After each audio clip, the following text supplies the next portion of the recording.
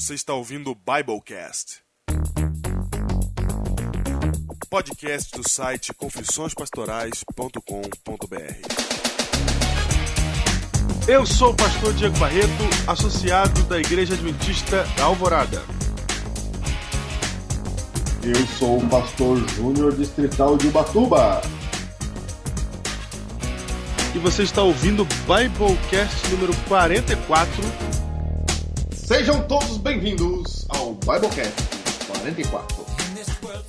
Ok, Júnior, você viu que cada abertura uma hora eu sou associado, outra hora eu sou auxiliar? Você realmente devia ser adjunto hoje. Adjunto, é verdade. Na semana que vem eu serei adjunto. Adjunto. Muito bem, Biblecast número 44 começando. Lembrando a todos que semana que vem no Biblecast 45, agora sem uma remarcação de data, dia 8 de abril, fará um ano que começou Um ano, heróis. o Biblecast. Nós vamos rever os grandes momentos deste ano. Ou não. Oi? Ou não serão os grandes, serão os piores. Ah, não. Também. Todos os momentos são grandes, os piores, etc. Um ano se passou já que o site, Júnior, já fez aniversário agora em final de fevereiro. Exatamente. A gente nem comemorou porque a gente vai comemorar o do Biblecast. Isso, porque o site, na verdade, a gente colocou ele no ar como protótipo, a gente ficou treinando ele até esse momento. Até sair o Biblecast. E agora estamos completando o ano no Biblecast número 45, que na verdade é o 47, se você contar as duas divisões que tivemos. De o 3A e 3B e o... Teve um outro. Teve um outro. Teve um outro que foi de 2 também, dividido em 2. E eu quero lembrar vocês que todos os Biblecasts, sem a introdução, sem a abertura, estão disponíveis no site por meio do nosso amigo da Igreja Central de Fortaleza, que disponibiliza no site dele, mas os links estão aqui no site Confissões Pastorais. Lá em cima, nas abinhas, tem gente que nunca viu aquelas abinhas, viu, Júnior? Tem abinhas no site, gente. Nem gente que nunca olhou. Ali em cima tem abinhas. No número daquelas abinhas ali tá escrito Biblecast. Clica ali, que vai falar sobre o Biblecast, o que é, a descrição, etc. E tem todos os temas lá, sem a abertura, sem a introdução, somente com o tema. Ok. E lembrando também, Júnior, que você tem apenas mais uma semana para enviar a sua mensagem. Você ouve o Biblecast, mande a sua mensagem em MP3, mande seu testemunho, mande qualquer coisa pra gente em MP3. Pode ser MP3, pode ser WMA, mande em áudio. Manda em áudio pra gente poder publicar no Biblecast de aniversário. Você que nos acompanhou, você que esteve desde o início com a gente, né? Eu quero dizer que nós estamos programando muitas mudanças pro novo ano. Opa! Mas que elas não vão vir de uma vez, porque o tempo não permite que a gente consiga programar todas de uma vez. Mas a da capinha já vem logo, né? E-mail, Júnior. Vamos ler os e-mails de hoje? Opa, e-mails. Comece, Diego. Recebemos um e-mail aqui de Everton Amaral. Everton Amaral diz o seguinte, Júnior, olha só. Estou casando esta semana. Que isso? Sobe a música. Sobe! Como assim, gente?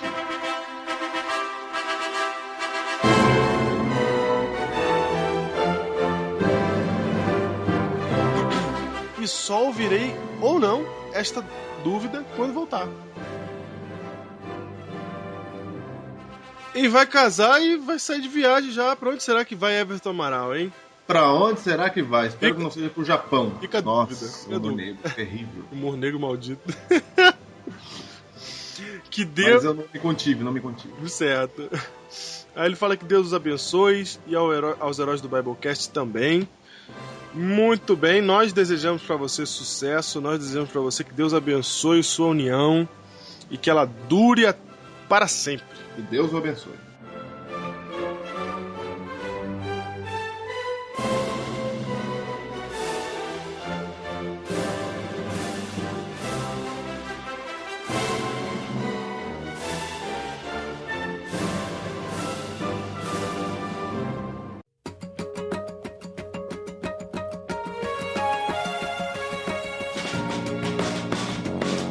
Ele manda também, Júnior, uma dúvida a respeito de uma conversa que ele teve, que apareceu uma dúvida de 1 Coríntios capítulo 14. Júnior, mal sabia ele que esse Biblecast quase foi de 1 Coríntios 14. A gente chegou e falou assim, o tema de hoje vai ser dom de línguas. Tava tudo certo até que a gente parou onde ele parou também. Exatamente, a gente entendeu que a gente quer fazer um convite para uma pessoa estar junto com a gente nesse programa, para ele ficar todo poderoso, hein? O dia que sair esse programa do Dom de Língua com quem a gente tá pensando aqui, pode parar. Primeiro que 1 Coríntios 14 realmente não é fácil. Não é fácil. Mas também não é tão difícil assim não, tem que só virar uma chavinha. Isso, é a chavinha que a gente precisava achar ela. E não estava pronta para hoje, essa chavinha. Isso.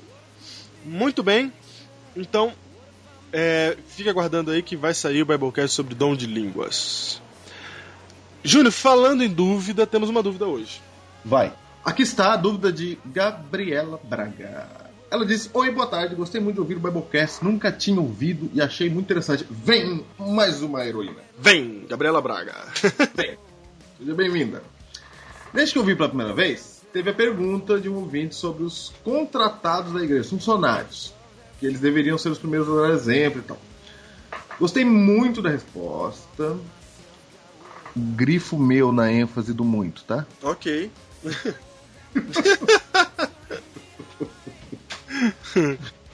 Porém, sobre essa resposta, eu tenho uma outra pergunta que eu gostaria que fosse respondida. É o seguinte, vai, Diego.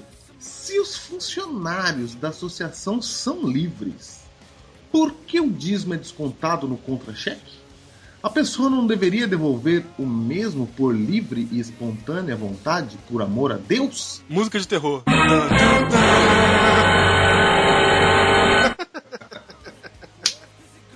Desde já grata.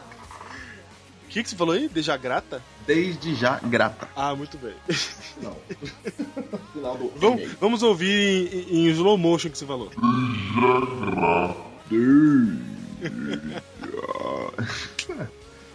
Ai, meu Deus.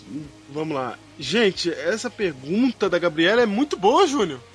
É boa. É boa, porque ela pegou e trabalhou a ideia. Muito legal. Então, Gabriela, é o seguinte. A igreja, ela faz de tudo nas suas instituições para seguir os padrões estabelecidos pela nossa crença. Então, quando você vai, por exemplo, numa associação, ou numa escola adventista, ou num colégio adventista, ou numa universidade, no NASP, por exemplo, quando você chega no refeitório lá, que tipo de comida você encontra? Você não encontra comida que não seja de acordo com as nossas crenças. Porque a instituição faz de tudo possível para a instituição fazer a sua parte. Quando você vai trabalhar numa empresa, você descobre, quando você faz a entrevista, o que você tem direito e o que você não tem. Cada empresa dá direitos diferentes e tem empresas e cargos que dão até dão deveres para você. Por exemplo, se você vai trabalhar numa certa área, você tem que pagar pro sindicato. Você tem que pagar pro sindicato. Você às vezes nem quer pagar pro sindicato, mas ali, porque você trabalha naquela empresa, tem que pagar pro sindicato. Então são as normas da empresa.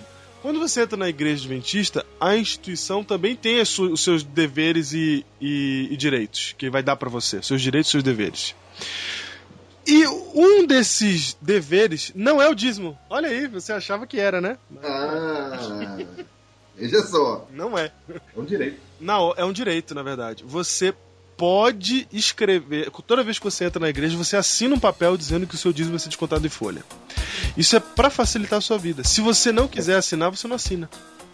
E devolve na igreja do jeito que você quiser. E você pode também mandar uma carta para a associação dizendo que você, como funcionário, gostaria de entregar o seu dízimo na igreja local. E aí, a mesma coisa vai acontecer. Eu sei disso porque eu já fui funcionário e as pessoas sempre me perguntaram: você deseja que o dízimo seja descontado em folha? Se você deseja, faça uma carta de próprio punho. É assim. É assim. Sempre foi assim. Exatamente. Se você disser não desejo, a pessoa diz, tá bom.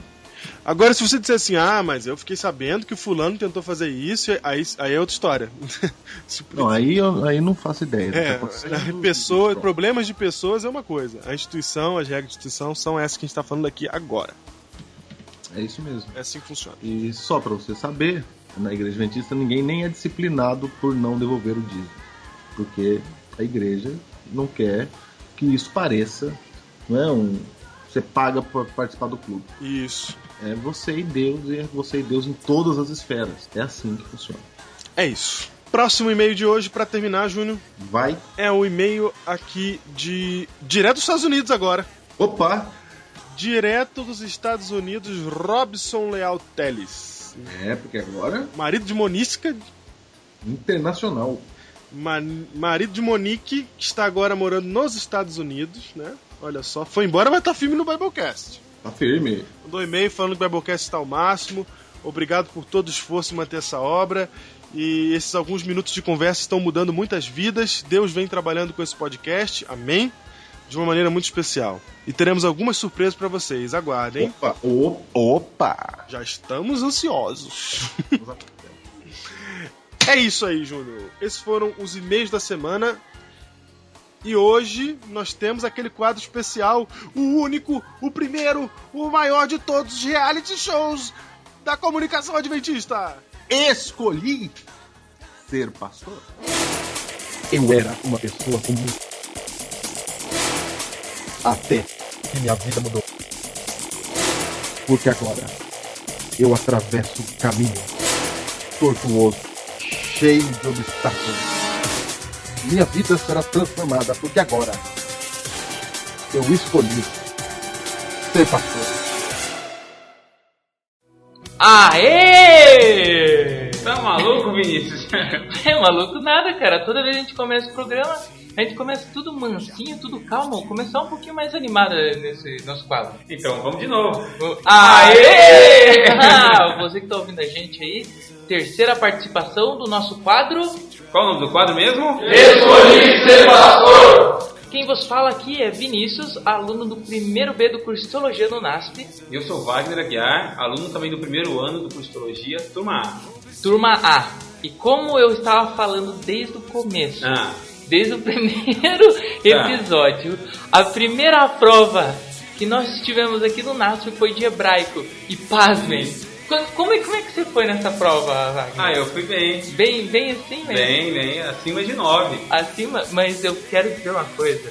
Eu fui com uma nota maior que o Wagner. Pastor Diego, palmas! Peraí. Nos últimos 2 programas, quando eu peço palmas pro Pastor Diego, eu peço pra ele colocar um efeito, ele não coloca. Então, Wagner, o que você acha? Vamos colocar gente. Coloca as palmas. Então vamos lá. Palmas!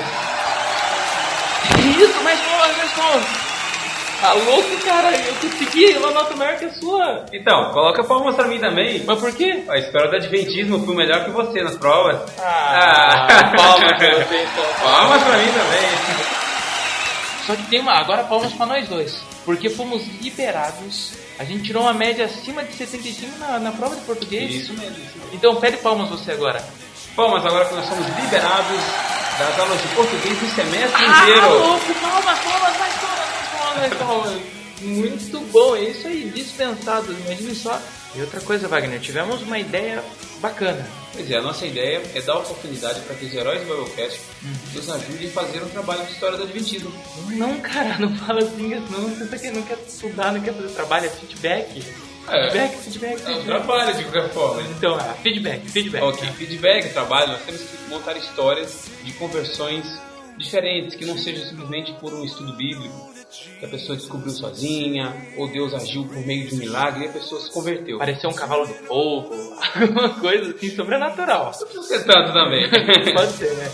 Mande essas histórias por e-mail contato@confissõespastorais.com.br. Isso daí, aí o pastor Diego vai estar encaminhando esse e-mail pra gente, a gente vai estar dando uma olhada, e se a história for realmente boa, a gente vai entrar em contato com você. Exatamente, e aí a gente vai fazer algumas perguntas, pegar os detalhes dessa história, pra gente poder reuni-las e passar para o nosso professor. São 120 alunos das turmas A e B, serão 3 histórias cada aluno, um total de 360 histórias de conversões diferentes e até milagres no meio do nosso povo. Isso foi uma iniciativa do nosso professor pastor Jean Kovski, né? Um abraço, professor Jean. Deus o tenha. Deus o conserve. Deus o conserve. E ele fez essa ideia por quê? Muitas pessoas pensam que na Igreja Adventista não existem milagres e conversões diferentes.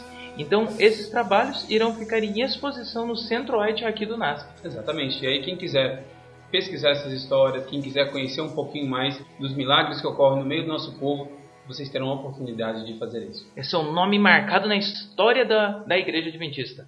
Mande seu e-mail para contato@confissõespastorais.com.br.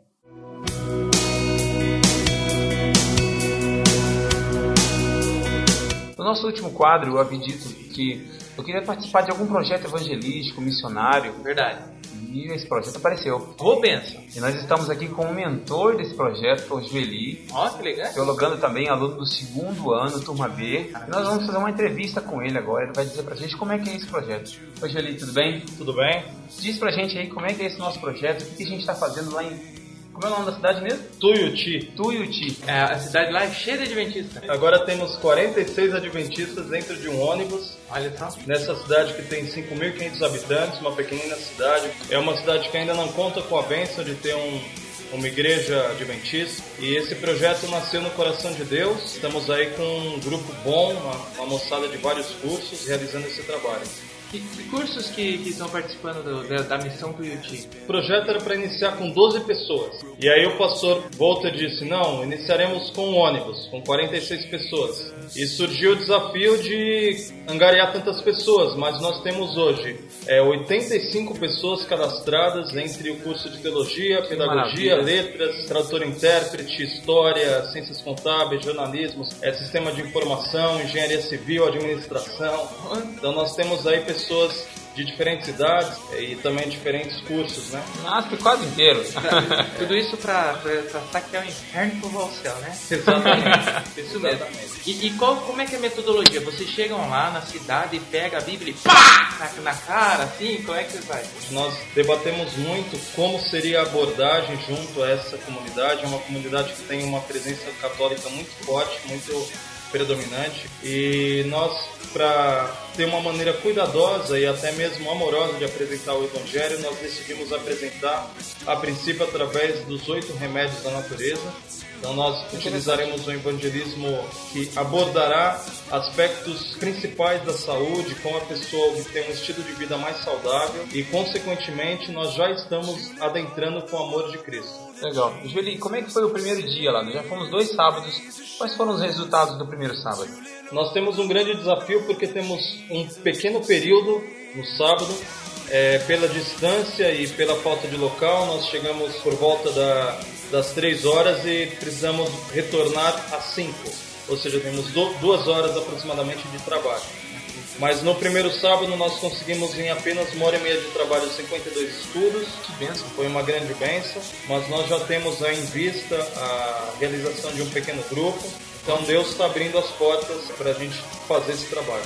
Deixa uma mensagem para a gente, para as pessoas que estão nos ouvindo, o que elas podem fazer, tanto na sua vida diária, também por nós. A mensagem é bem simples. A pregação do Evangelho é uma condição para o fim.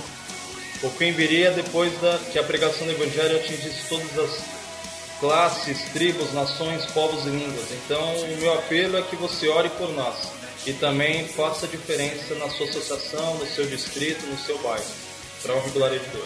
Amém. Assim como tem acontecido aqui no NASP, a gente vê que não é só teologando, são estudantes de qualquer curso. E a gente sabe que todos os cursos exigem um pouco de preparo, de estudo, você demanda tempo. Mas a gente também sabe que a gente tem que dedicar tempo ao nosso Deus. Então que você, independente de onde você esteja, independente da sua faculdade, também procure dedicar um pouco do seu tempo para fazer a obra do Senhor, para que Ele possa voltar logo. Amém. Amém. É isso aí. Fica um abraço para os ouvintes do Biblecast. Até daqui 15 dias e continue comentando aí no nosso quadro. Um abraço a todos, até daqui 15 dias. Fala, tchau, Joeli. Tchau. Valeu. Valeu.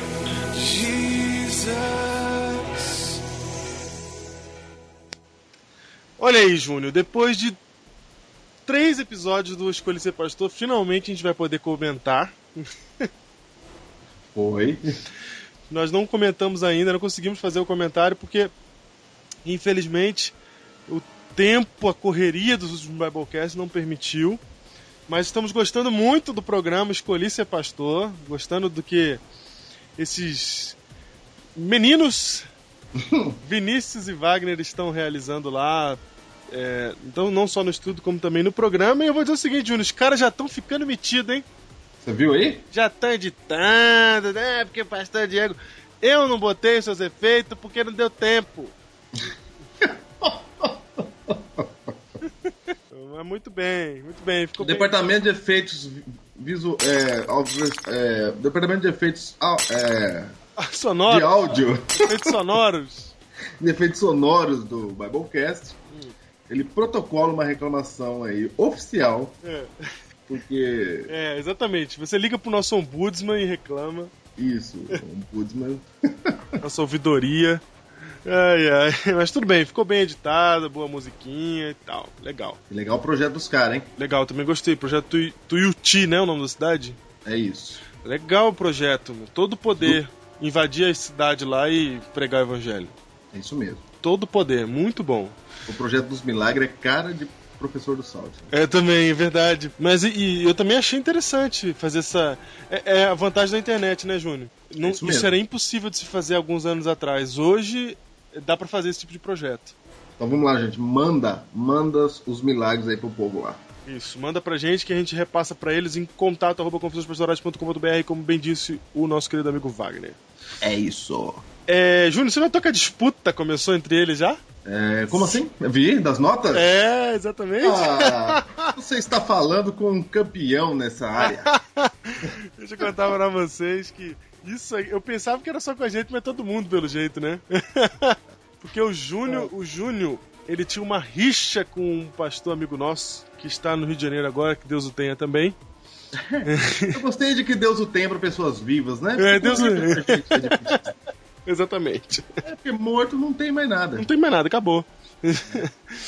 E aí, o Júnior... Na verdade, não era eu que tinha rixa, era ele que tinha rixa comigo. É verdade. Aí, era uma disputa de nota, que era muito engraçado. Eu ria muito. Porque, era cada caso. Quando acontecia dele tirar a nota mais alta que o Júnior, que era mais raro... Ele vinha cheio de hoje eu tirei a nota mais alta e tal, não sei o que, ficava tirando o Júnior. Mas o Júnior, ele tinha o poder de não estudar nada e tirar a nota mais alta do que o outro cara, que estudava que nem um doido. Não, o outro cara era firme, ele estudava firme. Fazia esquemas. Ele fazia esquemas de estudo.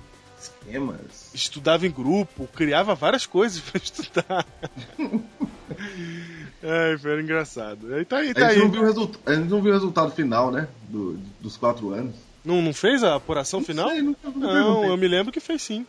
Fez? Eu me lembro que fez sim. Eu não lembro mais. Aí eu lembro que ele até queria fazer uma revisão de umas notas lá pra poder... É mesmo, né? Não lembrava. Muito. A média final de tudo, né? Exatamente. E tá aí, ó, o Vinícius e o Wagner começando nesse negócio já. Um tirou a nota maior que o outro em hebraico, outro em história da igreja. Começou pra saber quem ficou em primeiro no vestibular, né? Já entrou na sala. É verdade. Pra saber as posições do vestibular. E nisso você já vai percebendo uma coisa, você vai percebendo que as pessoas, elas são diferentes e Deus vai usar essas diferenças nelas. Então, enquanto um cara é muito bom em hebraico, em línguas... o outro é muito bom em história da igreja, você vai ver que isso vai ter diferenças na prática pastoral. É verdade. São pastores diferentes, dons diferentes, trabalhando na mesma igreja. Não no mesmo local, mas na mesma igreja, você entendeu, né? É isso mesmo. Ô Diego, qual dos dois tá no ar mesmo? O que tá no A é o Wagner e o que tá no B é o Vinícius. Ô Wagner, manda um abraço aí pro Evandro Medeiros, tá na sua classe, hein? Olha aí. Fui pastor dele por 3 anos, era o ancião da minha igreja central. Um abraço aí pro Evandro. Ficou legal todo mundo gritando que eu escolhi ser pastor também, né? Foi firme. Eles já receberam uma missão por e-mail, hein? Opa! Semana que vem eles vão ter que realizar a missão. Vamos ver o que eles vão trazer pra gente na primeira realização de missão do Escolhi Ser Pastor. Do Escolhi Ser Pastor. Que a gente não comentou ainda direito, mas vão ter missões pra eles cumprirem. E a primeira missão já é na semana que vem. E nós estamos bolando aí missões, Júnior, em que se eles ganharem, nós perdemos. E se nós ganharmos, eles perdem, hein? Opa! Ó! Estamos envolvidos nisso, hein? Vai ser legal. Agora, ser liberado do português é fácil. Eu quero ver liberado do inglês. como é assim liberado de português? Tá... Não tô entendendo. Tá fácil esse negócio, né, Júnior? Ah, que é isso? Ah, a gente ficou lá com o Jobert, não tinha nenhuma liberação pra ninguém. Todo Jobert... dia era uma resenha. O Jobert foi revolucionário, meu. Não, foi todo o poder, foi bom pra caramba. Olha, eu jamais queria sair da aula de português do Jobert. É verdade, ele era muito bom. E não é ele que tá dando aula mais, hein? Não sei quem é. Ah, entendi. Então é melhor nem falar. Falou, gente! Até daqui a 15 dias com o programa Escolhi Ser Pastor. Ponte quies de toda bênção nos meus lábios põe louvor. Tanta graça incessante pede um hino todo amor. Praise to the Father of our Lord Jesus Christ, our God and our King. To Him we will sing. In His great Biblecast número 44, Com o título... com o título... Já vamos pro título assim? Sim, é assim. Que isso, a gente tá sucinto hoje, hein? Sim, é assim. O Biblecast, o título A Guerra dos Mundos. Opa! Você sabe, Júnior, que... Falaremos de extraterrestre? Não. A Guerra dos Mundos... Diego, no fundo, é de extraterrestre. No fundo, é verdade mesmo. No fundo, é um relacionamento com extraterrestres. Que a gente vai falar aqui hoje. Mas, Júnior, você sabe que quem escreveu o livro Guerra dos Mundos, o H.G. Wells, não sabia o que iria causar quando em 1938, um cara numa rádio lá... Programa de rádio. Era um programa de rádio, certo? O Orson Welles, cenarista, deu a ideia pra Rádio Columbia de fazer um negócio diferente. Começou a ler a Guerra dos Mundos no rádio. E as pessoas começaram a ouvir e pensar que aquilo estava acontecendo. Foi, Diego. Foi, Diego. As pessoas ficaram doidas que achavam que realmente o mundo estava sendo invadido por alienígenas. Você que vive na era da tecnologia acha isso surreal. É verdade, mas naquela época o rádio era o grande comunicador, né? A notícia vinha por ali. Por exemplo, ó, você que tem 20 anos, você se lembra que quando surgiu a internet, algumas revistas, etc, davam as fontes assim, ó. Eles diziam assim, ó, coisa aconteceu, fulano de tal falou isso porque está na internet. Certo. A internet um dia já foi fonte segura. Um dia, muito tempo. E por pouco tempo. Mas foi. Rapidinho. Um dia alguém pensou que era uma fonte segura. Onde você viu? Não, na internet. Então, gente, um programa de rádio falando isso na época era um programa mesmo. Era. E aí, Diego? E aí que você sabe a história, virou filme, né, em Hollywood pra mostrar. Mas aí o filme foi sobre o livro, não sobre o que aconteceu com a história do livro, né? Isso. Mas, Júnior, esse título de Guerra dos Mundos reflete bem uma realidade que existe dentro da igreja. Opa, você foi agora profundo, hein? E digo mais, é uma realidade, na verdade, que existe na nossa sociedade, portanto, se reflete dentro da igreja e fica ainda mais clara dentro da igreja, porque dentro da igreja tem um monte de pessoas junto, convivendo junto. E aí você acaba percebendo que existe uma guerra entre mundos dentro da igreja. Que mundos são esses? Esse é o tema do Biblecast de hoje. A todo mundo a mensagem levar. Breve virá, breve Jesus voltará. Que mundos são esses, Júnior, que estão em choque? Que mundos são esses? Estamos falando de um mundo onde as pessoas falavam verso áureo e não texto-chave. Ó. Então um mundo fala verso áureo e o outro fala texto-chave. Estamos falando de um tempo onde as crianças cantavam que um peixinho é delgadinho. O outro é gorduchinho. Delgadinho, é verdade. Delgadinho. Como é que o peixinho é delgadinho? Delgadinho, Júnior. E o pior é que eu cantava essa musiquinha. Cheguei a pegar essa época. E até hoje, na minha cabeça, não entendo esse negócio de sem cuidado eles estão. Como assim? O peixinho tá sem cuidado. É verdade, é verdade. No meu ouvido soa errado. Como? Esses peixes estão andando com o tubarão? Não, Júnior, agora a gente tá sendo muito de nicho. Tem gente que não tá entendendo o que a gente tá falando. Não, calma. Vamos lá.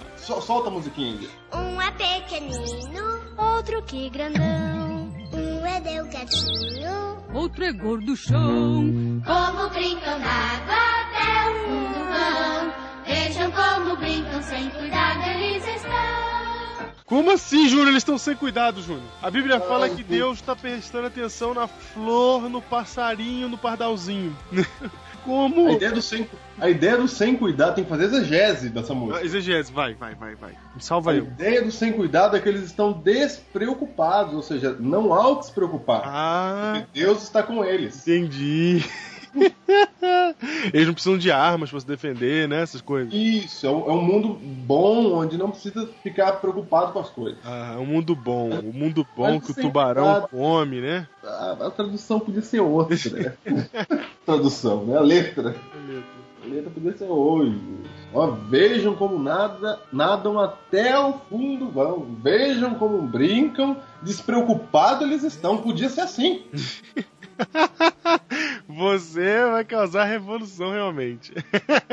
Você tá alterando uma bandeira. Uma bandeira do passado, da infância de muitos que estão ouvindo agora. Isso, mas eu não acredito que sem cuidado eles estão. É de uma época onde sem cuidado realmente significava despreocupado. Exatamente. Você está assistindo agora ao vivo aí no Biblecast, diante do seu ouvido, a guerra dos mundos acontecendo.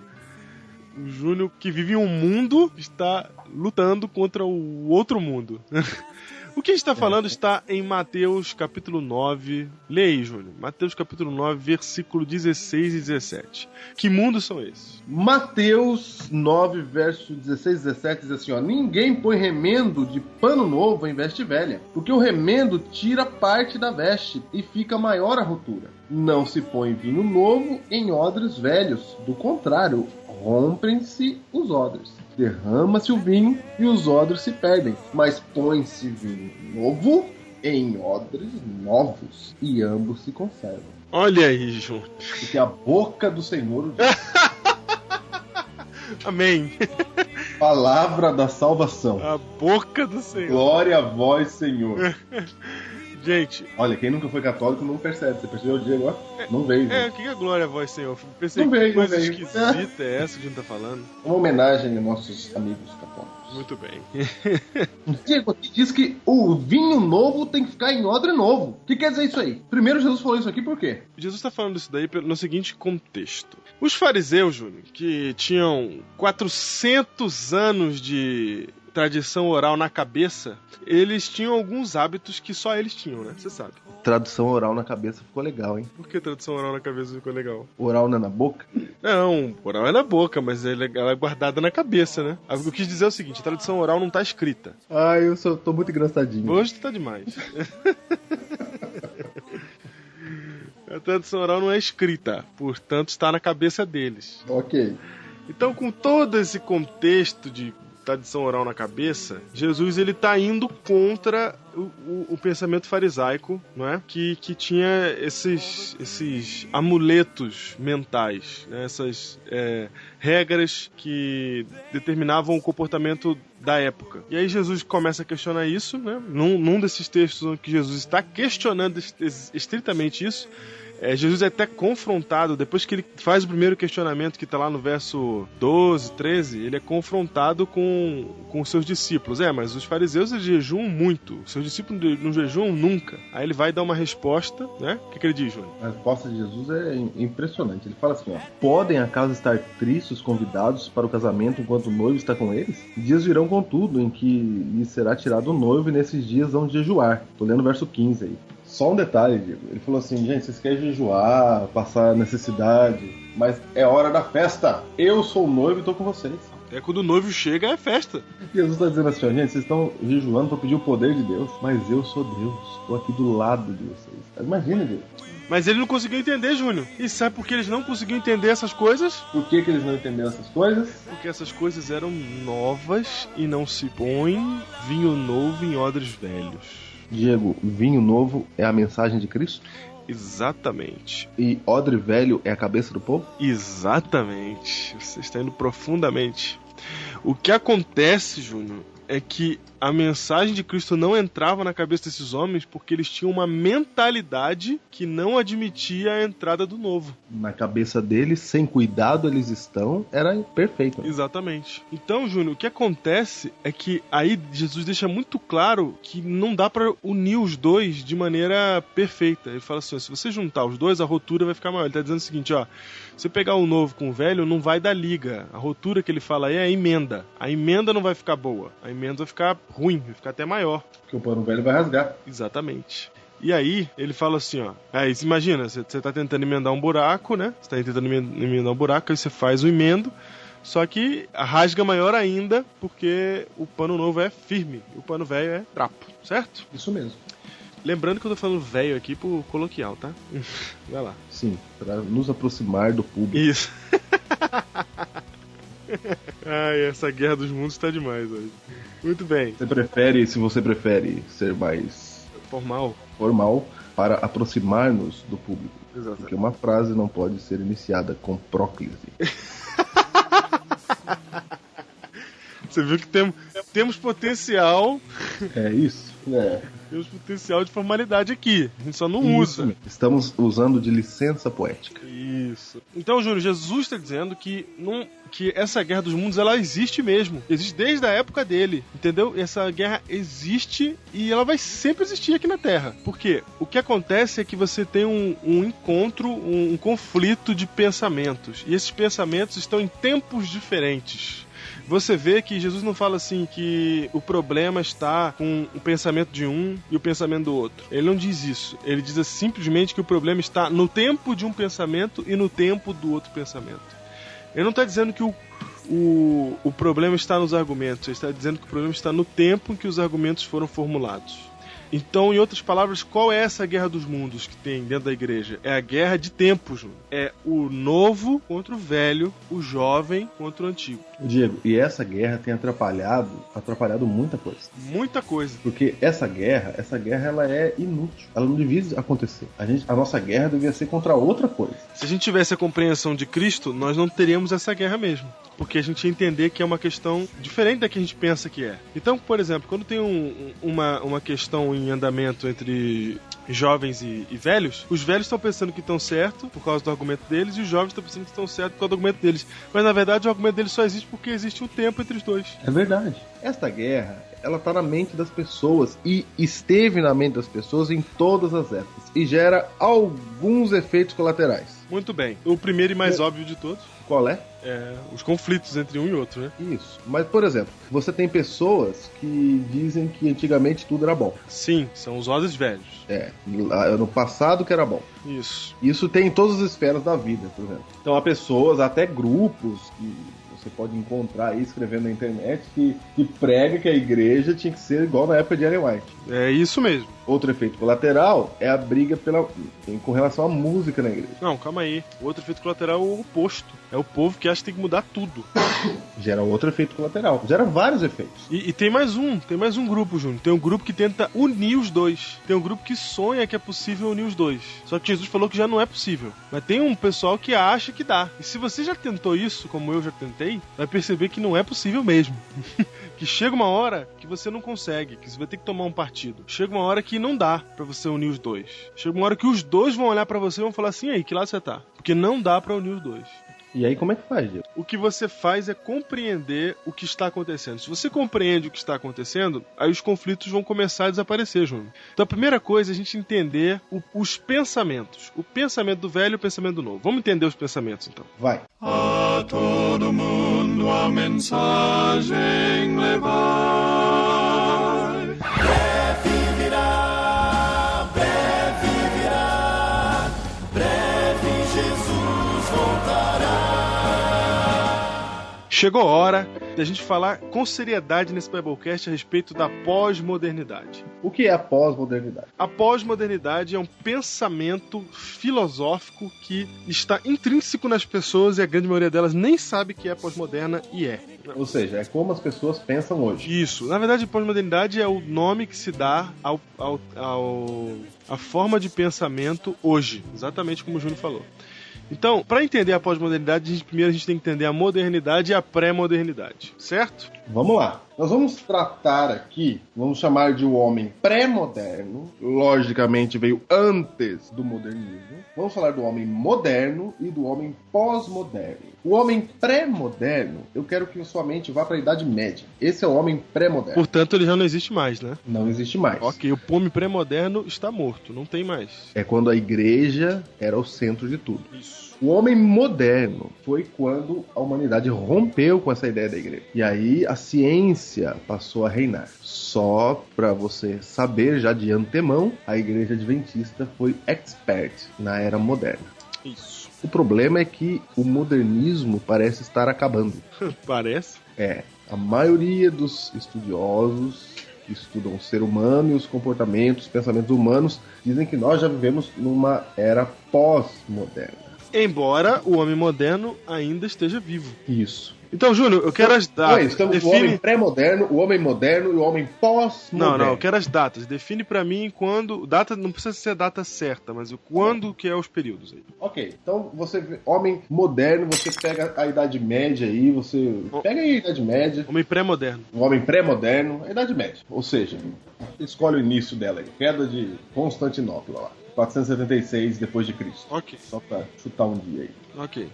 Começa o modernismo, Roma tomando conta, e isso vai até o período do iluminismo, século XVIII. No século XVIII surgem os grandes pensadores do iluminismo, que estão rompendo com essa ideia de que Deus está no centro de todas as coisas. Século XVIII, ok? Ali do século XVIII até meados do século XX. Isso. E década de 60, o mundo começa a mudar. Começa a mudar. O que acontece é que o ser humano se decepciona consigo mesmo, não é? Porque ele, no período moderno, quando inicia o período moderno, ele rompe com a igreja e inicia com a ciência. Ele começa a dizer, ó, a razão está no centro de tudo, nós seres humanos nós vamos arrebentar mesmo porque nós somos inteligentes, a gente consegue inventar um monte de coisa, máquina, tecnologia, criamos aí a Revolução Industrial, agora criamos os carros, agora criamos os aviões, podemos transportar pessoas e coisas pelo ar, criamos a bomba atômica, criamos a Primeira e a Segunda Guerra Mundial, usamos aviões para jogar bombas. Então, o ser humano, ele, ao mesmo tempo que ele começa motivado pelas suas conquistas, ele termina desmotivado porque percebe que as suas conquistas só causaram mais dano do que realmente trouxeram evolução e progresso.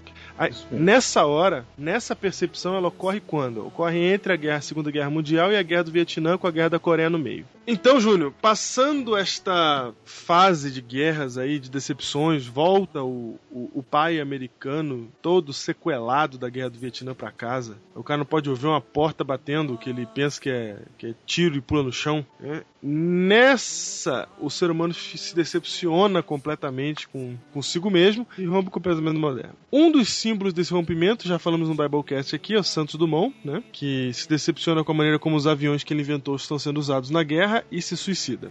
Então, segundo a história oficial. Então, o que acontece é que o ser humano, decepcionado consigo mesmo, ele primeiro se decepcionou com a igreja, agora se decepcionou consigo mesmo. Então, o que vai estar no centro do pensamento? O centro do pensamento pré-moderno era a igreja, aí mudou exatamente porque não gostavam da igreja mais, passou a ser o próprio homem. Só que aí o homem começou a não gostar de si mesmo, porque viu que não estava dando certo, e aí, bem nesse período, após a Guerra do Vietnã, surge a galerinha do sexo, drogas e rock and roll, porque afinal de contas, se Deus não dá conta, nem o ser humano dá conta, então cada um que cuide do seu, aproveite a vida e vamos nessa. Aí o nada passa a estar no centro, não tem centro. E aí, exatamente, fica sem centro. Na verdade tem centro, mas esse centro é... Na verdade, o centro é você, né? Porque como... Você que determina o centro, né? Exatamente. Então não há nada no centro. Então se não há nada no centro, você que determina o centro, logo o centro é você. Ok, então vamos dar exemplo aqui na arte. Vamos lá. Idade pré-moderna. O que era retratado nos quadros pré-modernos? A arte era retratado o ambiente do céu, figura de santo, deuses, certo? Era isso. Era isso. E no período moderno? No período moderno, a arte reflete os seres humanos. As mulheres, né, as madonas surgem. Aí, modelos vivos, né? Isso. Modelos vivos. Paisagens, belos campos, grandes cidades, a vida noturna nas cidades, sabe? São cenas da vida humana. Cenas da vida humana. Aí tem Michelangelo, o ícone dessa era aí, que pinta o camarada com orelha de burro lá na Capela Sistina. Isso. Ok? E como é que está a arte no pós-modernismo? É uma bagunça. não tem nenhuma expressão. Não tem. Tem tantas expressões que não tem nenhuma expressão no centro. Isso, então não retrata nada. Por isso que você olha um quadro hoje e fala, não entendo nada. Só que esse quadro, por que ele é valioso? Porque ele retrata o pensamento humano atual. Isso, e também porque cada um vê o que quer nele. Isso, então isso é realmente arte, porque o pintor lá, ele está conseguindo retratar como pensam as pessoas. Exatamente. Na poesia, a rima ela é deixada de lado. No período moderno tinha que rimar, a época dos sonetos, né? Uhum. Com 14 versos, de 14 sílabas cada um deles. E tudo com tinha métrica, né? Métrica, certinho, né? Hoje ainda tem, mas não é mais assim, então assim. Hoje também é considerado poesia aquilo que não tem nem métrica, nem cadência, nem rima. Isso. Porque assim, né? Dentro da igreja, as coisas mudaram? As coisas são assim também? São assim também. Então, veja só como que qual a diferença do homem pré-moderno, do homem moderno e do homem pós-moderno. Veja só, com relação a Deus. O homem pré-moderno, para ele, Deus existe. O homem moderno, Deus não existe. E o homem pós-moderno, se Deus existe ou não, eu não sei. Ambas as coisas são possíveis. Entendeu? Você tá entendendo a diferença aí dos pensamentos? O homem pré-moderno, ele pode dizer assim, creio, logo existo. Homem moderno, penso, logo existo. E no homem pós-moderno, seria sinto, logo existo. O sentimento, ele passa a ser maior do que a prova. Júnior, só uma coisa pra eu falar aqui rapidinho, que algumas pessoas agora vão estar ouvindo isso e vão estar fazendo categorização de certo e errado. Até porque você lê um exemplo aí que não é muito bom, que é o homem pós-moderno, ele pensa que se Deus existe ou não, não sabe, certo? Então esse não é um bom exemplo. Então talvez você esteja ouvindo isso falando assim, não, então o pensamento pós-moderno está errado. Não é que o pensamento pós-moderno está errado. Todos os pensamentos têm seus prós e seus contras. O pré-moderno tem pensamentos errados, o pós-moderno tem pensamentos errados e o moderno tem pensamentos errados. Depende de onde você olha. Então, para algumas coisas eles entenderam, outras eles não entenderam. Então não pense em certo e errado. Pense, é um jeito de pensar, é outro jeito de pensar. Até porque nossa geração de 2011, os adultos de 2011 são seres híbridos. Eles são tanto modernos quanto pós-modernos, porque são filhos de modernos. Então não tem jeito, você vai ter coisa de moderno e você vai ter coisa de pós-moderno. Os filhos de vocês serão totalmente pós-modernos, mas porque vocês são filhos de modernos, estão muito próximos da virada, vocês também têm pensamento dos dois lados. Então, enquanto você ouve essas comparações, não pense em termos de certo e errado ainda. Pense em termos de, esse é o pensamento A, esse é o pensamento B, esse é o pensamento C. Depois a gente vai avaliar os certos e errados, ok? Vamos lá. O que pensa... Na verdade, todos têm prós e contras. Todos têm prós e contras. Por exemplo, o pré-moderno, ele fala creio em. Ele é fideísta. Não interessa a razão, não interessa... Ele crê... Pronto, acabou. Isso é ruim. Embora seja crença, embora seja fé, é ruim. Por quê? Porque se o cara crê assim, pronto, acabou, ele não pode ser convencido do contrário. É exatamente o que aconteceu no período medieval. A igreja não admitia ser convencida do contrário, então o que ela fazia? Ela perseguia, ela ia até as últimas consequências, porque errada ela não podia dizer que estava, porque ela cria e ponto final. O homem moderno, ele já fala assim, concluo racionalmente que... Não, eu já acho que eu tenho que concluir pela razão. Não preciso de crença, eu preciso da razão. E aí ele abandona totalmente a crença e vai só pra razão. Isso também está errado. Entendeu? A mudança, ela ocorre motivada pela coisa certa. O fideísmo tá errado. Só que vai pro outro extremo. Porque tá tentando corrigir um problema, vai pro outro extremo. Aí vai pro racionalismo. E aí, depois que o mundo se decepciona com o próprio homem, com a própria razão, ele vai e cria uma outra solução, que é a seguinte: o homem pós-moderno, ele não crê nem conclui racionalmente, ele acha, é o achismo. É o que ele pensa, é a opinião dele. Cada um tem a sua opinião. Você tem a sua opinião, eu tenho a minha opinião. Se eu quiser crer, eu creio. Se eu quiser ter razão, eu tenho. O problema é meu, é a minha opinião, entendeu? Olha, isso é muito importante. Veja só, o homem pré-moderno diz: Jesus é o único salvador do mundo inteiro. O homem moderno diz: Jesus é um mito sem sentido. E o homem pós-moderno diz: Jesus é apenas mais um dos muitos enviados de Deus. Os outros são Buda, Gandhi, Maomé. Perceba aí a diferença. Gente, a gente está lendo essas comparações para você sentir a diferença. Você tem que aprender a sentir essa diferença, que vai ser o que há na sua vida aí. Sente a diferença. Como é que são os sermões, Júnior? Será que os sermões mudaram? Sermões do homem pré-moderno, Idade Média. Eu prego sermões lendo grandes textos poeticamente arranjados. Temos aí o grande e famoso sermão da 60ª, do Padre Antônio Vieira. Que com certeza foi lido e tem 14 páginas. E é, como já diria eu, sensacional. Sensacional. Você vê que não é ruim, né? Não, ele é sensacional, sermão. Sensacional. Só que se você pegar um sermão daquele de 14 páginas, por mais sensacional que seja, começar a ler dentro da igreja, o que acontece hoje? Hoje não dá. Hoje não dá. Por que não dá? Porque hoje tá errado ou porque aquele tempo tava errado? Não, porque mudou o pensamento. Mudou o pensamento, é. Homem moderno, quando pensa em sermão, eu prego utilizando textos escritos previamente, mas o forte mesmo é minha oratória. Com ela, arrasto multidões. Então, aí surge, né, aqueles homens modernos, famosos, grandes pregadores, né, Júnior? Os grandes pregadores, Billy Graham, Martin Luther King, homens que sabiam o que estavam falando, que tinham textos previamente programados, mas que tinham uma oratória que fazia todo mundo vir ouvir eles.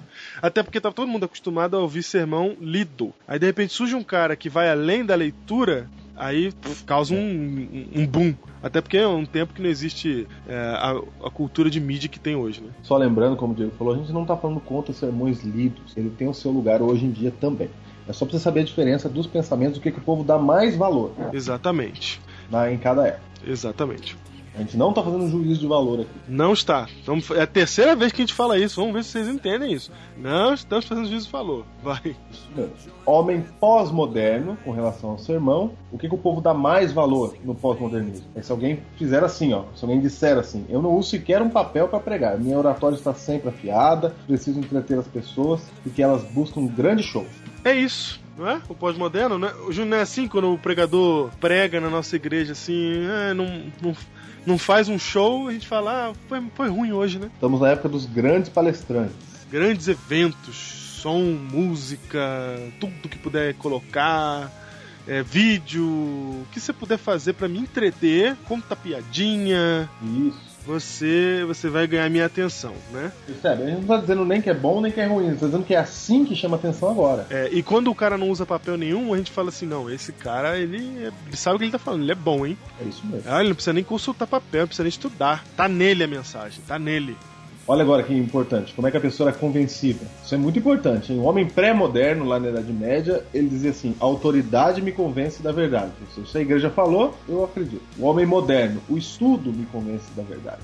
Não é a igreja falar, né? Eu tenho que saber se o que ela tá falando é verdade mesmo. Isso mesmo.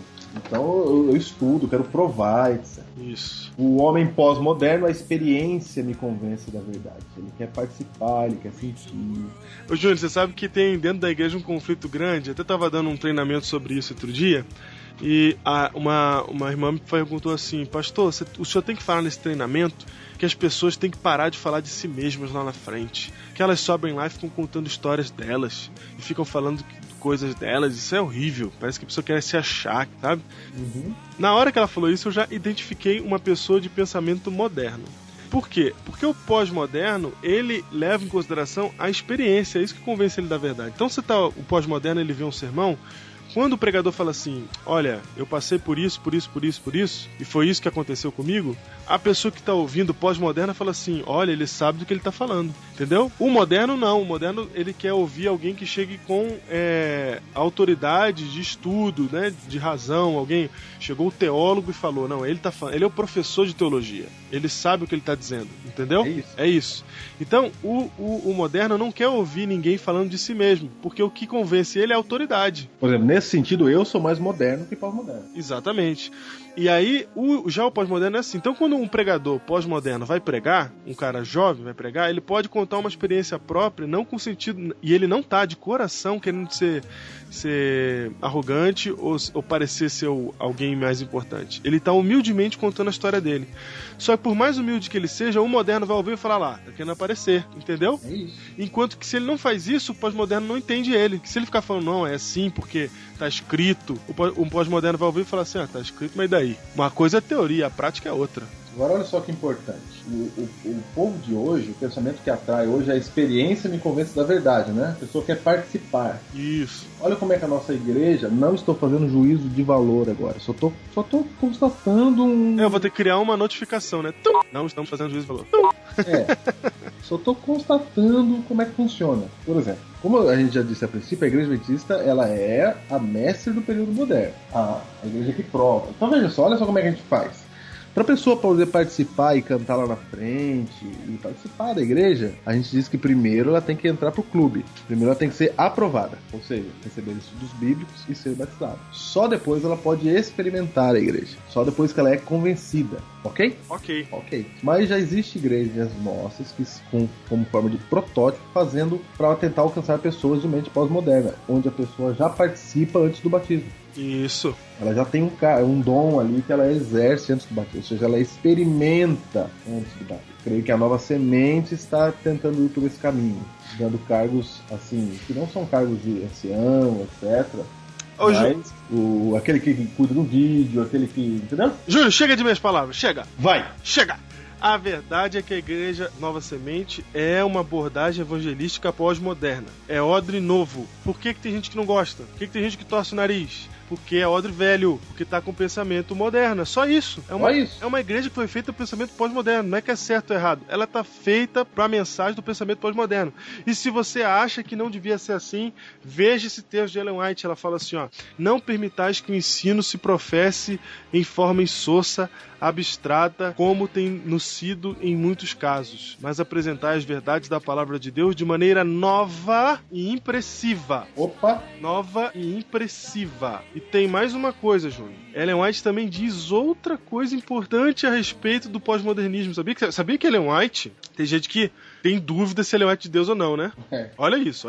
Essa mulher, em 1800 e vai saber quando, ela falou... Só um detalhe, ela tinha que falar de um jeito moderno. Ela tinha, se não fosse inspirada por Deus. Tinha. Não é? Se ela fosse inspirada por Deus. É muita vanguarda. É impossível uma mulher em 1890 que tem até o terceiro ano. Não, terceira série. É impossível ela chegar e falar com o pensamento pós-moderno 100 anos antes do pós-modernismo. Certo? É verdade. Por exemplo, se esse Biblecast estivesse sendo feito em 1920, esse tema não existiria. Não, pronto. Por exemplo, eu e o Diego estaríamos vivendo lá em 1920 e o nosso pensamento seria outro, porque o mundo era outro. Exatamente. Então, se você está vivendo num mundo e pensa lá na frente, é milagre. É milagre. Então veja o que Ellen White fala. Olha só, ela fala o seguinte, ó: a religião formal não serve para este tempo. Ai, meu Deus. Evangelismo, página 170. Ai, meu Deus. A religião formal não serve para este tempo. Então por que ela está dizendo isso? Porque ela sabe muito bem que a maneira que você vai apresentar o evangelho precisa encaixar com o tipo de pensamento para a pessoa poder entender a ideia. Então, Júnior, olha a diferença. Vou dar um exemplo básico aqui da diferença. O modernismo, você tem que falar assim com ele, ó. Vamos supor que você está fazendo um estudo bíblico para uma pessoa moderna. Você vai falar assim com ele, olha, Jesus, ele veio aqui nessa terra para te salvar do pecado, para você não ir para o inferno, para você não ter a perdição eterna, para você ter a salvação eterna. Ele veio, fez isso e deixou aqui na sua palavra tudo que você precisa fazer. Entendeu? É assim que prega pro moderno. E ele vai ouvir isso e vai falar: ah, entendi. Então eu não vou pro inferno, eu tenho que ficar com Deus, do lado de Deus. Eu tenho que escolher o lado de Deus nessa batalha e fazer as coisas que ele pediu. Esse é o pensamento moderno. O pós-moderno você não pode chegar assim. Porque é o seguinte, o pós-moderno ele já tá cansado de saber que tá tudo indo pro buraco. Ele mudou de pensamento por causa disso. Ele era moderno e ele mudou pro pós-moderno porque ele percebeu que o mundo tava indo pro buraco e falou assim, agora é cada um por si, cada um faz o que quer. Então ele já entendeu que as coisas estão ruins. Aí agora ele chega na igreja e o que ele ouve é condenação. Ah, porque você vai pro inferno, porque você só faz coisas erradas e tal. Isso ele já sabe, ele já percebeu isso sozinho. Então o que ele tem que ouvir agora? Você vai pregar a mesma mensagem, o mesmo Jesus, só que você vai falar de outra maneira.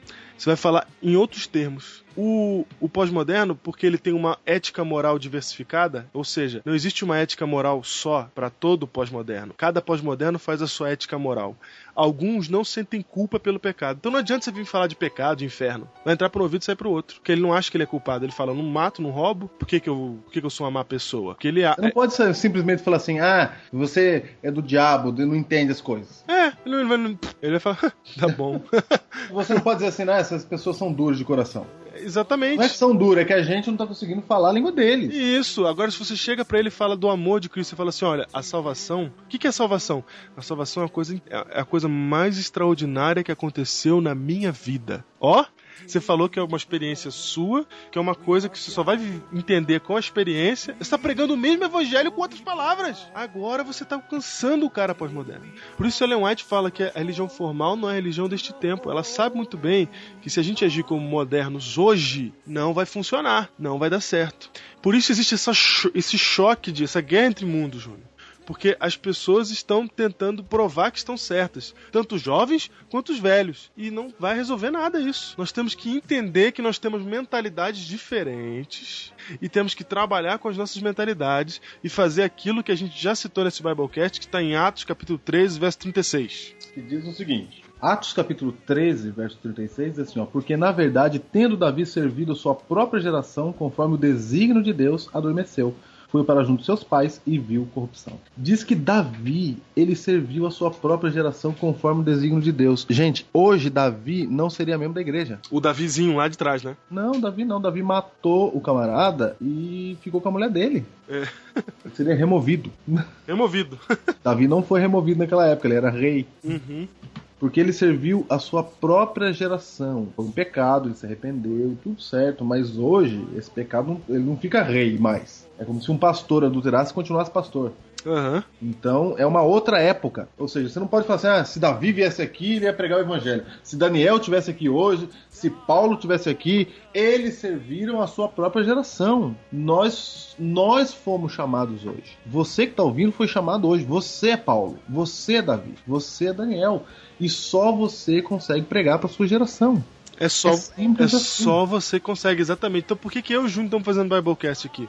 Porque a gente entendeu que a nossa geração vai entender melhor esse formato. Isso mesmo. Então a gente falou, vamos fazer o Biblecast para falar o que a gente precisa falar nesse formato. Agora as pessoas vão ouvir. E a gente tem visto que as pessoas estão ouvindo. Por quê? Porque a gente inventou uma coisa nova? Não, porque a gente falou na nossa língua. É só isso. E algumas pessoas não gostam do formato. Acho que a gente é muito alegre, etc. É normal. Claro, porque existe... E são mentes diferentes. Isso, e a gente não pega mal. A gente não tá... Nossa, Júnior, tem gente que não muda mesmo, né? Tem gente que... Júnior, tem gente que tá vivendo 1800 ainda e não muda. Não, eles são assim. Nossa, eles vão pro céu desse jeito, entendeu? É o pensamento dele. E isso, o problema é a gente achar que a gente tem que corrigir os outros. Que é o que os fariseus estavam tentando fazer com os discípulos. E Jesus falou, não é isso que eu quero. Ele falou, misericórdia quero e não sacrifício.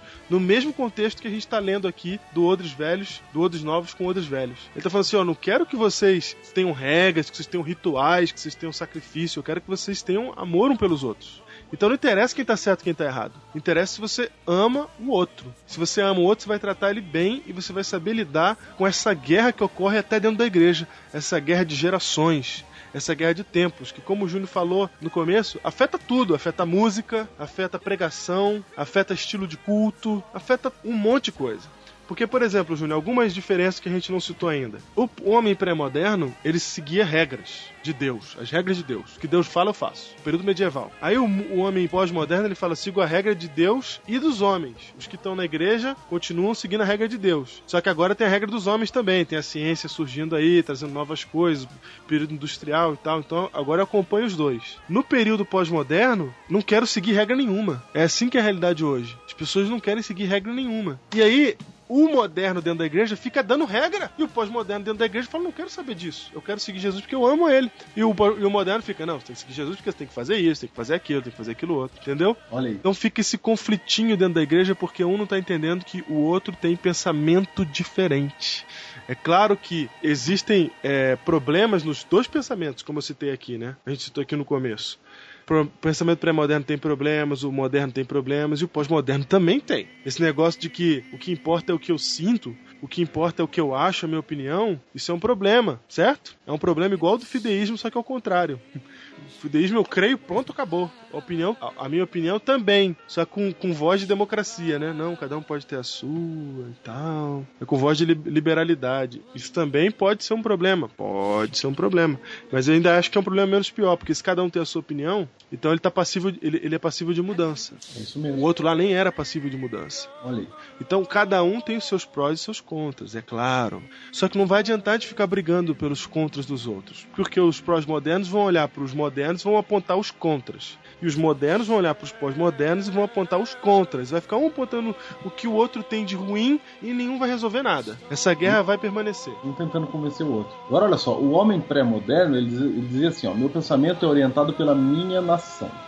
Isso. Ou seja, as igrejas, só pra você saber, ter uma ideia, as igrejas tinham a ver com os países. A igreja anglicana era da Inglaterra, a igreja luterana era da Alemanha e assim sucessivamente. Uhum. Você era anglicano não porque você escolheu, é porque você nasceu na Inglaterra. Isso é uma influência bem antiga, né? Porque as nações antigas eram assim também. É. Agora o homem moderno, meu pensamento orientado pela minha instituição.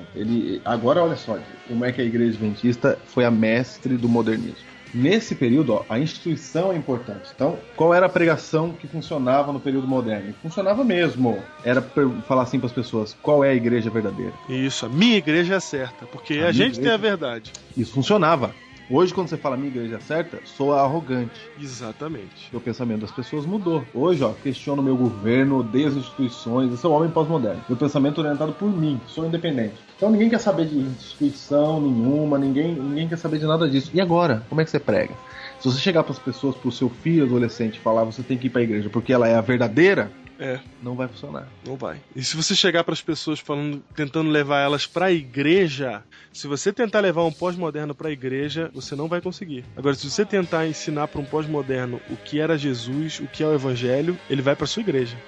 Isso, ele vai para a igreja. O problema não é ir ou não na igreja. O problema é dizer que tem que ir para a igreja do jeito moderno. Você tem que falar que tem que ir para a igreja do jeito pós-moderno. Isso. Você, no jeito moderno, você colocava a igreja na frente do evangelho. No pós-moderno, você tem que pôr o evangelho na frente da igreja. E as pessoas continuaram indo. E isso é a mesma coisa, gente. Só mudou a forma. Só. A doutrina é a mesma. A mesma. A mesma doutrina. Certo? Antes você dizia assim, ó, por que tem que guardar o sábado? Porque tá escrito. Isso. Esse é o jeito... Porque Deus mandou. Esse é o jeito moderno, e eu vou dizer mais uma coisa, é o jeito de muitos estudos bíblicos ainda hoje. Isso, é. Porque Deus mandou. Porque tá escrito. Não, a igreja adventista foi a mestre da era moderna. Porque na era moderna você tinha que provar. Era a era da prova. Só pra você saber, no mundo religioso, ele funciona assim, ó. Na Idade Média, a igreja mandava e acabou. Quando veio o modernismo, aí todo mundo queria arranjar prova, achar o Jesus histórico e a arqueologia bíblica, e todo mundo querendo provar, etc e tal. Tem que provar. Porque era a linguagem da ciência que estava em ascensão na época. Então, tudo era provar. E como eles não tinham tantas fontes, ou não tinham tantos recursos para provar, né? Uhum. A religião foi desacreditada. Simplesmente desacreditaram do Jesus histórico. Falaram, não, Jesus não existiu. E aí o que acontece com a igreja? Vai pra experiência, vai pro pós-modernismo. Vem Calbart dizendo assim, não, então não importa o que está escrito na Bíblia, o que importa é o que você sente quando você lê. Uhum. Aí surgem as igrejas pentecostais, que o sentimento está acima do que está escrito. Não importa se o que está escrito aqui, se no passado foi assim, o que importa é o que você está sentindo agora, o que importa é que... Tem igreja que nem admite a Bíblia assim, né? Fica só na revelação. É isso, só não pode ler a Bíblia, é só a revelação, etc. Então isso é algo pós-moderno acontecendo nas igrejas aí. Você pode perceber isso. A todo mundo a mensagem levai. Breve virá, breve Jesus voltará. Então, Diego, como é que resolve isso?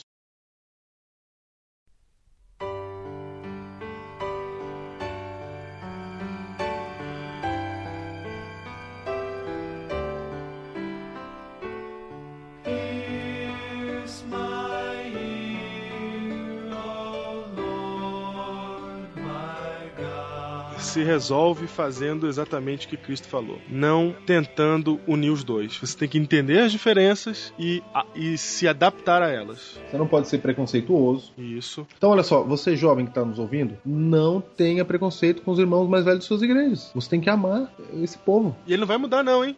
Você tem que amar ele do jeito que ele é. Isso. E irmão mais velho que está nos ouvindo? Se é que você está aí. E tem gente que tá.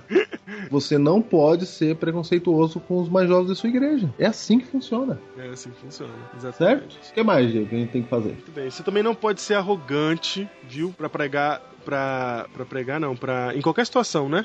Você não pode falar que você tá certo e pronto, acabou, o outro lá é burro porque não entendeu, nada disso. Arrogância nunca, jamais, porque lembre-se que o que pauta a vida cristã é o amor. É isso que pauta a vida cristã. Então você não pode ser arrogante, você tem que trabalhar com as diferenças, olha só. Júnior, há muitas coisas que os modernos fazem que são necessárias. E há muitas coisas que os pós-modernos fazem que são necessárias. Por que não aproveitar isso, não é? Por exemplo, o moderno gosta de estudar a Bíblia. O moderno gosta de estudar doutrina, profecia, essas coisas, né? Uhum. O pós-moderno também devia, mas não faz muito. O pós-moderno se preocupa com as besteiras, cinema, essas coisas. Por que não pega, então, um moderno desse animado e dá um trabalho pra ele na igreja, pra ele fazer isso acontecer, entendeu? Os pós-modernos precisam desse tipo de alimentação. E ele gosta de dar, vamos guiar essa pessoa pra isso, né? Os modernos dão bons diáconos. Você tem que dar um jeito, entendeu? Você tem que encontrar quais são as diferenças e aproveitar elas. Usar o talento que o camarada tem. Isso, exatamente, entendeu? Você tem que conseguir isso. Senão você vai ficar anulando o outro. Não, porque ele não sabe fazer nada. Não, como assim? Não existe quem não sabe fazer nada. Entendeu? Se um dia o pensamento dele esteve no centro da sociedade humana, é porque há vantagens nisso também. Embora hajam desvantagens, também há vantagens. Descubra quais são e use-as. Não é? Isso mesmo. Esse Biblecast é uma grande bandeira branca. Porque o que a gente quer aqui é trazer a paz entre esses dois grupos. A paz entre essa guerra de mundo, essa guerra de tempo, essa guerra de geração, essa guerra de odres. Pra gente mudar o nosso jeito de lidar dentro da igreja, nosso jeito de impor as nossas vontades, nosso próprio pensamento. Esse é o grande problema, é um tentando impor o pensamento no outro. E o que acontece, gente, é que a gente está fazendo um discurso aqui para vocês aprenderem a lidar com essa tensão e conviverem com ela, mas não vai ser fácil, sabe? Ainda que você mostre esse Biblecast, porque eu tenho gente que vai ouvir o Biblecast e fala, nossa, eu conheço um cara que tinha que ouvir isso aqui, não é? É sempre assim, é sempre um cara. É sempre um cara. E aí você leva pra pessoa, ela ouve, ela... Gente, não é isso. Sabe, a guerra vai continuar existindo. Porque, infelizmente, por mais que todo mundo estivesse ouvindo o Biblecast, nem todo mundo se convenceria. Tem gente que pode estar ouvindo a gente e falar, esses caras estão falando aí, conversa. É assim mesmo, entendeu? A gente tem que aprender a amar a despeito de. O mundo não vai mudar. A gente vai continuar tendo esse conflito, mas podemos mudar se a gente mudar de atitude. Se a gente começar a agir da maneira correta, se a gente agir com amor, nisto conhecerão que sois meus discípulos. E acabou. É isso. Hoje as pessoas estão mais abertas para o evangelho, para a demonstração do verdadeiro evangelho. Jesus falou assim, nisto, Jesus já sabia de tudo. Jesus disse assim, nisto conhecerão todos que sois meus discípulos. E ele não falou lá, se guardarem no sábado, se não comerem carne de porco. Não foi isso que ele falou. Se souberem todas as doutrinas. Se souberem as doutrinas. Se tocarem a música animada. Se não correr na igreja. Ele não falou isso. Ele falou, o que vai fazer as pessoas conhecerem a gente como discípulo de Cristo? Está em João 13. Ele falou, nisto conhecerão todos que sois meus discípulos, se amardes uns aos outros. Olha como é que Jesus foi profundo. Jesus falou, filho, não importa em que época você viva, você amar um ao outro, você encontrou o segredo. Todos serão atraídos para a tua igreja, para o cristianismo, se você amar o próximo. Hoje você vai dizer assim, a pessoa vai falar assim, o trabalho não me deixa guardar o sábado. Mas se a sua igreja é uma comunidade de amor, a pessoa larga tudo para viver numa comunidade dessa. Não existe amor nesse mundo, não. Não existe, exatamente. Não existe. Se a sua igreja é uma comunidade de amor, Jesus já sabia disso há muito tempo. Ele falou, as pessoas vão conhecer você como discípulo de Cristo se vocês amarem uns aos outros. É simples assim. Então ele disse assim, João 13, verso 34, novo mandamento vos dou. Entendeu? Novo.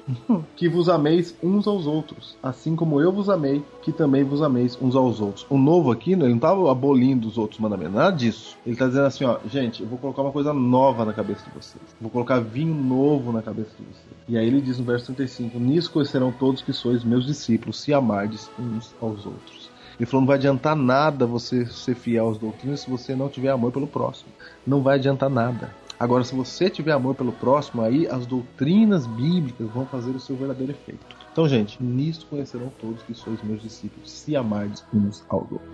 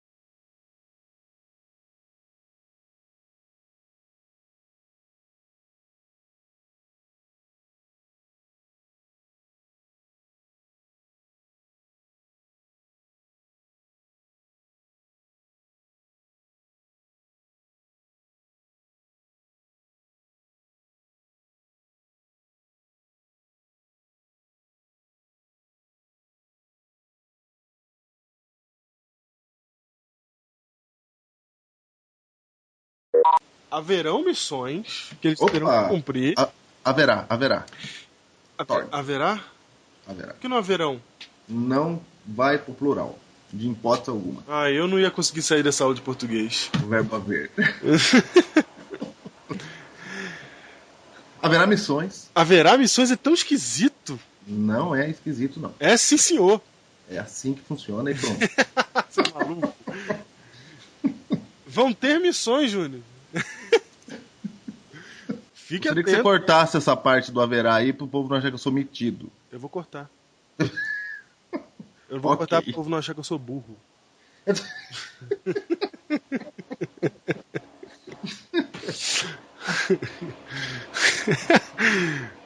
Ai, meu Deus. Você tinha que colocar o melhor da música rústica adventista nas passagens de tempo. O melhor da música rústica disso. Ai, o Senex sabia das músicas, tá umas letras nervosas, meu. Ai, já viu do... Como é que chama o cara? Do Álbio? Álbio tem que ter, hein? Que Álbio? O que é Álbio? Álbio tem que ser passagem de tempo. Oh, criança, faz brilhar sua luz.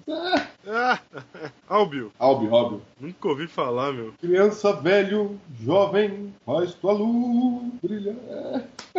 Mas haverão mudanças. Haverá. Mas haverá mudanças. Que saco!